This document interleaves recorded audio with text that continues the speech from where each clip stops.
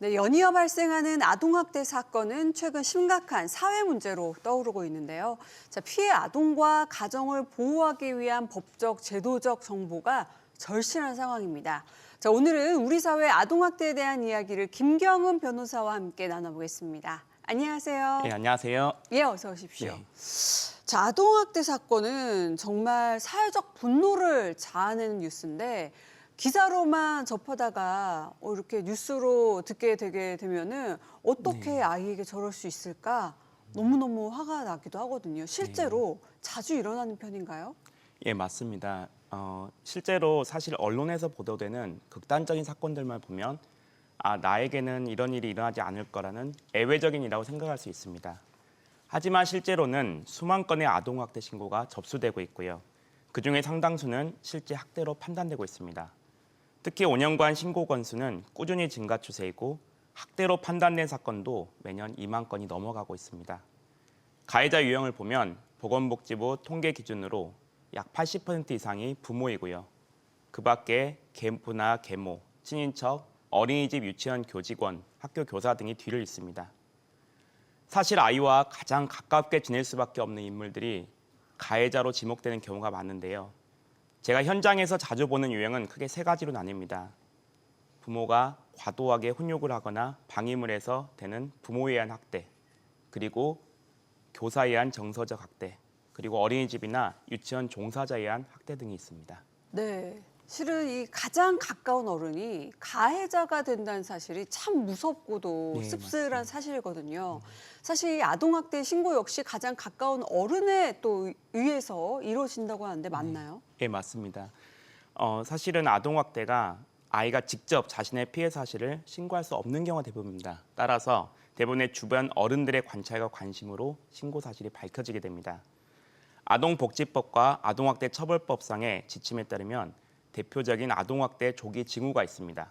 먼저 반복되는 멍이나 상처, 그리고 설명되기 어려운 외상이 있거나 한여름에도 긴 옷으로 몸을 지나치게 가리는 경우에 영양 상태나 위생 관리도 하나의 기준이 될 수 있습니다.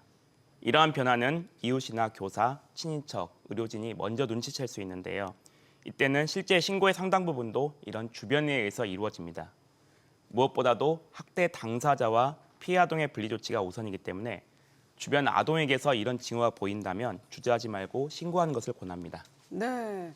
아니 그렇다면 이 아동학대 사건이 접수가 되면 피해 아동은 어른으로부터 좀 분리가 됐는지 어떻게 보호가 되는지 궁금합니다. 네, 맞습니다.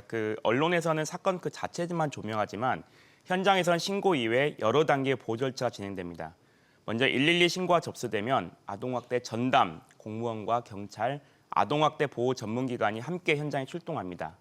이때 아동의 즉각적인 위험에 처했다고 판단되면 아동학대 처벌법 12조에 따라서 응급조치에 따라서 최대 72시간 동안 보호시설이나 의료기관에서 긴급 분리할 수 있고요. 이때 보호자의 동의는 필요가 없습니다. 보호자의 동의가 필요 없는 경우는 보통 그 부모가 가해자인 경우인 거죠? 예, 맞습니다. 이게 참 안타까운 부분인데요. 만약 부모가 아닌 제3자에 의한 학대를 할지라도 해당 학대가 이루어지기까지 부모가 방임한 정황이 있다면 그때는 즉각 분리제도 등이 있습니다. 최근에는 학대가 강하게 의심되는 경우에 지자체가 보호 조치를 결정할 때까지 72시간 이후에도 분리보호를 이어갈 수 있습니다. 다음 단계로는 법원 결정에 의한 아동 보호 명령이 있습니다. 이후에 아동에게는 상담과 심리치료 등의 보호 절차가 이루어지고 가해자에게는 처벌 수위가 결정됩니다. 네. 말씀하신 것 중에 방임하는 것도 처벌이 될 수 있는 학대의 한 종류라고 하는 게 놀라운데요. 꼭 폭력만이 아동학대 사건은 아니라는 거예요. 네, 예. 맞습니다. 아동복지법과 아동학대 처벌법에 따르면 아동학대 범죄를 굉장히 폭넓게 보고 있는데요. 크게 세 가지로 볼 수 있습니다.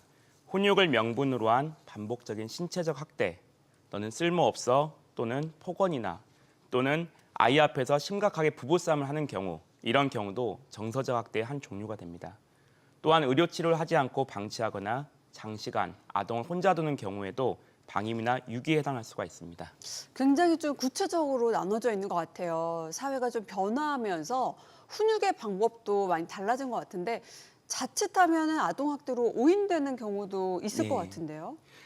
예, 맞습니다. 일상적으로 훈육이라고 생각했던 행동들이 법적으로는 아동학대가 되는 경우가 많습니다. 예를 들어서 훈육을 이유로 아이를 밀치거나 반복적으로 모욕감을 주면 아동학대 처벌법상 정서적, 신체적 학대로 처벌될 수 있습니다. 실수로 아이를 다치게 했더라도 이외에 적절한 치료나 보호를 하지 않은 경우에 중대한 방임, 유기로 인정될 수 있습니다.